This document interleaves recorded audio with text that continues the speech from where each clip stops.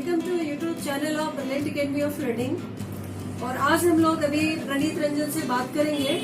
इन्होंने air force take non tech दोनों का एग्जाम दिया था ब्रिलियंट एकेडमी ऑफ लर्निंग में पढ़ाई करके, और दोनों ही निकाला इन्होंने, दोनों ने ही पास किया था। और फिजिकल सारे एग्जाम्स को पास किया था। मेरिट लिस्ट में इनका नाम आया था, वेटिंग में थे ये, और इनको टीचर बनना था। दैट्स वाई इन्होंने एयरफोर्स नहीं जाना सोचा। पास करने के बाद भी नहीं गए इसमें। तो अभी इनसे सुनते हैं कि एयरफोर्स टेक और नॉन टेक का प्रिपरेशन कैसे किया जाए, और ब्रिलियंट एकेडमी ऑफ लर्निंग इनको उस एग्जाम को प्रिपेयर करने में कितना हेल्प किया। तो प्रणीत, अभी फिर से एक बार आपको बताएं कि आपने एयरफोर्स टेक नॉन टेक दोनों ही पास किया था। तो बताएं आप टेक्निकल नॉन टेक्निकल का प्रिपरेशन कैसे बच्चा करे और पास करे, उसके बारे में कैसे कैसे एग्जाम हुआ था आपका।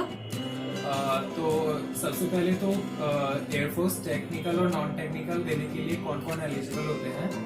तो जो भी स्टूडेंट्स जिनकी 12th में साइंस स्ट्रीम से हैं और फिजिक्स केमिस्ट्री और मैथ सब्जेक्ट है, वो एयरफोर्स टेक्निकल या नॉन टेक्निकल के एग्जाम में अपियर हो सकते हैं। और तो इसमें क्या है, जो टेक्निकल वाला पेपर है, इसका सिलेबस जो है वो जो इसका क्वेश्चन एग्जामिनेशन का क्वेश्चन पेपर था, उसमें 3 सेक्शन थे। फिजिक्स का था, फिजिक्स, मैथमेटिक्स एंड इंग्लिश। और जो लेवल ऑफ क्वेश्चंस थे वो सारा 12th के लेवल का था, 11th एंड 12th के लेवल का था। और तीनों ही 25 मार्क्स के थे। 25 मार्क्स फिजिक्स के, 25 मार्क्स मैथ्स के, एंड इंग्लिश 20 मार्क्स का था उसमें। और जो नॉन टेक्निकल वाला पार्ट था, उसमें भी 3 सेक्शन थे। पहला सेक्शन था जनरल अवेयरनेस। उसमें जो क्वेश्चंस थे वो वही हमारे सोशल साइंस और करंट अफेयर्स से रिलेटेड थे। एंड रीजनिंग दूसरे सेक्शन में था। उसमें रीजनिंग और बेसिक मैथमेटिक्स जो हमारे अरिथमेटिक्स है उससे रिलेटेड क्वेश्चंस थे। और जो तीसरा सेक्शन था वो इंग्लिश का था, और इंग्लिश भी वही 11-12 के लेवल का आता है उसमें।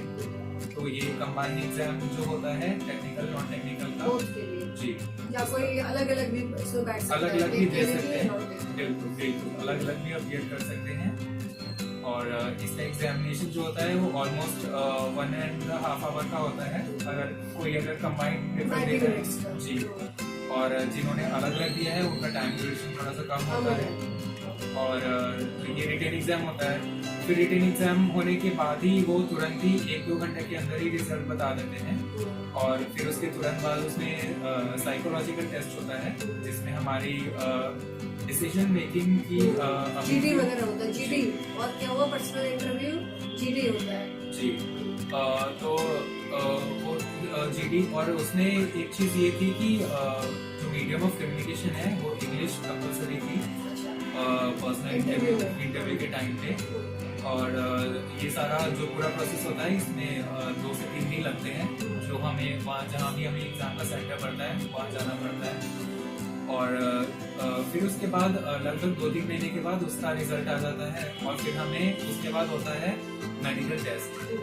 मेडिकल टेस्ट में फिर बुलाते हैं हमें, सारा पूरा बॉडी की एक फिजिकली और ब्लड टेस्ट, काफी सारी चीजें। रनिंग भी कराई थी, रनिंग पुशअप्स वो जो पहला स्टेप था हमारा रिटेन एग्जाम का, जब हमारा ग्रुप डिस्कशन और साइकोलॉजिकल टेस्ट हुआ था, उसी में हमारा फिजिकल टेस्ट भी हुआ था, जिसमें रनिंग और कुछ सिंपल एक्सरसाइजेज जैसे कि पुशअप्स और स्क्वाट्स वगैरह थी। और रनिंग 1600 मीटर था, जिसमें टाइम 30 मिनट्स का देते वो कंप्लीट करने का। तो ये पूरा प्रोसेस होता है, मतलब पहले exam, then physical followed by group discussion and interview, और फिर उसके कुछ महीने बाद मेडिकल एग्जामिनेशन होता है। चलिए, बहुत अच्छा। और आपने लगातार 3 उपलब्धियां ब्रिलियंट को भी दी, और आपके लाइफ के लिए भी, फ्यूचर के लिए आपको बेस्ट ऑफ लक और सफलताएं आप अर्जित करें। Thank you.